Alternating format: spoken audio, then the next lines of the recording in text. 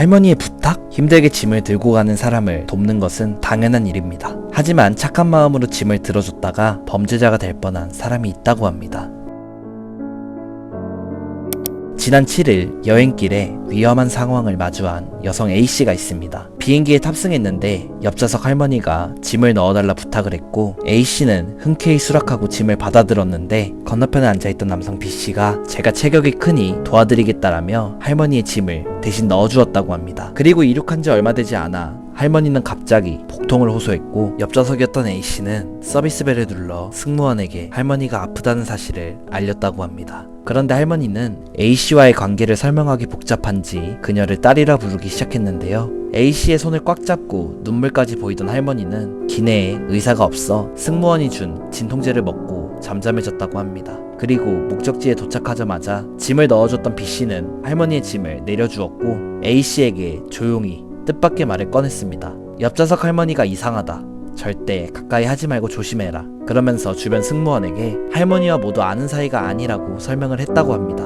A씨는 할머니에게 인사한 후 비행기에서 내리려 하는데 할머니는 그녀에게 자신의 짐을 들어달라 간청하기 시작했고 이때 A씨와 눈이 마주친 B씨는 고개를 저으며 안 된다는 뜻을 보였다고 합니다. 승무원에게 도움을 요청하여 승무원이 휠체어를 가져왔고 할머니의 짐은 관계자가 내리기로 하고 A씨는 자리를 떴다고 합니다. A씨는 도와드리지 못했다는 죄책감과 찝찝한 마음을 가지고 자신의 짐을 찾기 위해 기다리고 있는데 공항이 갑자기 소란스러워졌는데요. 할머니가 승무원에게 짐을 주고 출구 쪽으로 달려가기 시작했다고 합니다. 수상함을 감지한 공항 경찰이 할머니를 붙잡았고 수갑을 채웠는데 A씨를 발견한 할머니는 공항 경찰에게 제가 내 딸이에요 라고 소리쳤지만 옆에서 보고 있던 B씨가 비행기에서 처음 대면한 사이임을 설명해줬고 경찰에게 신문을 받고 지문까지 채취하고 풀려났다고 합니다. 그리고 알고 보니 할머니는 마약을 운반하고 있었던 것으로 밝혀졌고 B씨가 아니었다면 A씨는 마약 운반 혐의를 뒤집어 쓸 수도 있을 뻔했다고 합니다. 실제로 아는 지인의 부탁으로 짐을 나눠들었던 한국인 14명이 마약 운반 혐의로 중국에서 구속되는 사건도 있을 정도로 이런 일은 종종 일어나고 있고 각 나라에서는 해외 안전여행 공지를 통해 출입국 시